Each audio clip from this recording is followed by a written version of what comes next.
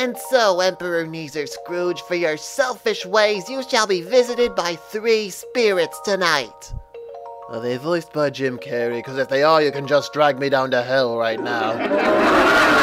This special was much more awesome when I saw it as a boy. Of course, the spoons in the kitchen drawer were also entertaining to me when I was young, but I digress. Don't worry, Lloyd. The remake is going to have more special effects, a higher budget, and B-list actors, all for your enjoyment. Oh yes, because heaven forbid I should get something of variety for my holiday cheer. All I want for Christmas is my 2 packets of thiodine. Wouldn't you only need 1? The second is for you. Well then, how about I tell you guys a story that they haven't made into a movie? Because it's original? No, because it's not that exciting. It's the wonderful story of Hanukkah, celebrated by the Kurugi family for generations. Wait, Suzaku, you're Jewish? Aruka taradonai, bitches. Well, there's nothing on the tube right now. Plus, I've been hitting the eggnog pretty hard, so I might actually be drunk enough to enjoy this. Okay then. Well, it all started hundreds of years ago in the land of... Hey everybody! Guess who's back from his week-long siesta in España? Hey Gino, what brings you here? I was on a journey of self-discovery. A journey that led me through some of the most dangerous and battle-scarred wastelands in the world. But it was necessary in order to obtain the greatest treasure known to man. You went to Spain to drink fancy imported wine again, didn't you? It sounds sexier the way I said it. Yep, good to have you back, buddy. Wait a minute, you guys know each other? Oh yeah, we met at a Jewish summer camp. It was there that we bonded and became as spiritual hermanos. Forever. I gave him $1 for the soda machine, and since then he won't leave me alone. Wait a second, so Gino Weinberg is Spanish and Jewish? Eres correcto, Señor Albino. Yeah, with a name like Weinberg, I kinda thought it would be obvious. So, what were you essays doing before I graced this room with my presence? Oh, I was just about to tell everyone the story of Hanukkah. Por favor. You must let me tell everyone this fable of valor, honor, and CG special effects. I don't know, Gino. You're not exactly the William Shakespeare of the Knights of the Round. Suzaku, do this for me, and you don't have to get me any presents for the 8 days of Hanukkah. Well, I do like not getting people things for the holidays, so okay, you got a deal, Gino.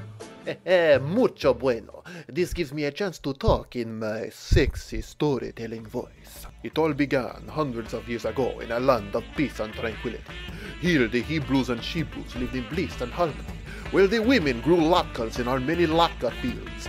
Men were able to grow their curly sideburns as long as they wanted, and everyone else passed the time by playing extreme dreidel death matches. Wait, what did we do? For a while, life was like me, easy and filled with hummus. But our peaceful utopia would not stay peaceful forever. For soon, the powerful dictator Alexander the Great had set his sights on the proud Judaistic people, and would not stop until he had eradicated the Jewish faith from the world.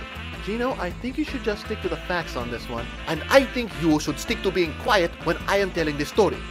Anyways, Alexander the Great asshat had started oppressing the Jews by redecorating their temples in his own unsexy image, cutting off their proud curly sideburns and making restaurants serve bacon, ham, and pork rinds in each of their meals. It was completely unbearable. Also, he wasn't a fan of yarmulkes. Indeed, he was not. And it wasn't long after that that one man had had enough of this abuse. A man named Matthias the Hammer had decided that he would free the Jews from the unsexy reign of Alexander the Great ass. He would fight with all of his strength, and not stop until his people were free from this tyrannical dictator. Emphasis on dick. However, his dreams were ended abruptly as he was soon attacked and eaten by a herd of vampire piggies. And that's why we don't eat pork, so the vampire piggies don't eat us back. See, Matthias did not abide by this rule, and he was devoured for his foolishness. And his dream of liberation fell upon his son, Judah Maccabee. He had to fulfill his father's last wishes cause, you know, dying wish. You gotta do it. Oh, what, Cholo? You got something better to do than a dying wish? You don't have the time? Oh, but you got time to download a new app for your iPhone, you mother... Gino, the story? Muchos perdonas. I was overwhelmed with emotions of fuerte. Anyways, there was no time for little Judah to have a bar mitzvah. He had to become a man right then and there. For like Christian Bale, he and his resistance army returned to Emperor Alexander and engaged in some of the most gratuitous violence ever. But despite the Jewish resistance army's heroism and mucho manliness, they were still powerless against the Emperor and his countless army of giant flying robots. So I guess we're just throwing historical accuracy to the wind now, aren't we? Cállate, Suzaku, I have t-shirts to sell. Against their broken numbers and cheating ways, the Jews had no chance of winning. But Judah refused to give up and continued to fight on. He held out until one day a ray of hope shone down upon his resistance group. Jewish scientists invented a new weapon of immeasurable fuerte, and like an all-you-can-eat pozole special, it would tip the scales of war in their favor. The weapon was called La Manora del Muerta, and it was used to annihilate everything in its path. It was the miracle the Jews were waiting for. But like all miracles, it did not come with a warranty. For the Manora del Muerta only had enough power to stay online for uno dia. That's one day for those of you who aren't bilingual. After that, Asshat the Great would surely take advantage of this and storm their stronghold. But like the entire population of Guadalajara, Judah refused to give up. He kept the machine on and used it to slaughter Alexander the Dick's forces. Its sheer manliness scored bonus points with Dio, and that allowed the Menorah to stay online for a full 8 days, a semana of slaughter. Enough time to completely destroy Alexander's forces and save the Jews from a life under the heel of that supreme jackass. Why did I think this was a good idea? And because of this, Jewish people celebrate Hanukkah by lighting the candles on our menorahs to symbolize the 8 days of ass-kicking we did back in the Old Testament. Viva la Revolución! That was surely different.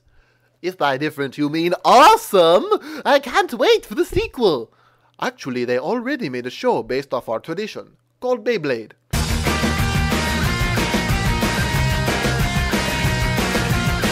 Ha! There you go, Suzaku. I am an artist of words. More like an artist of fiction. ¿Qué? You stretched the truth so much that almost all of it was complete asinine. Our audience knows nothing about Hanukkah, and I think you just pissed off every Jewish viewer watching this. You should be in Hollywood, Gino. But look at it this way. Now you don't have to get me any presents. I've missed you, Gino. What a coincidence. I have missed me as well. And at least we stayed far away from the subjects that are offensive to the Jewish faith. That's where you're wrong, Suzaku. Great at math, lousy at sports, money-hungry, the pyramids, Auschwitz, and Mel Gibson. Now where the hell's that pony I wanted for Hanukkah? Ow!